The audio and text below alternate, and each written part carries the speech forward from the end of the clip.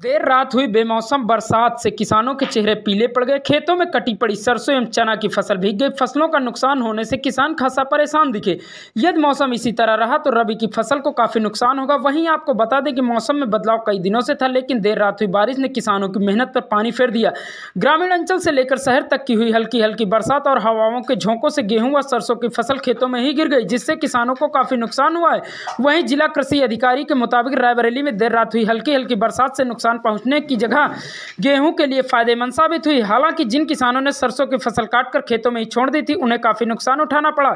जिला कृषि अधिकारी रविचंद्र प्रकाश के मुताबिक हवा चलने के साथ हुई बारिश की वजह से जहां गेहूं की फसल खेतों में गिर गई, वहीं सरसों की फसल को भी नुकसान हुआ है। उन्होंने कहा कि जिले में लगभग 20,000 हेक्टेयर सरसों की खेती होती है। इनमें से ज्यादातर क्षेत्र की सरसों की फसल पहले ही कटकर किसानों के घर पहुंच गई थी।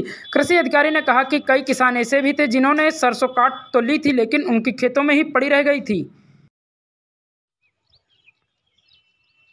क्या नाम है आपका? रोशन वर्मा। कहाँ के रहने वाले हैं? केसर खेड़ा।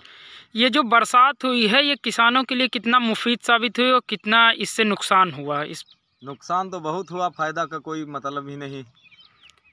किन फसलों के लिए नुकसानदेह साबित हुई है बरसात? गेहूँ, सरसों। और नुकसान के लिए अगर देखा जाए तो क्या क्या नुकसान हुआ फसलों में?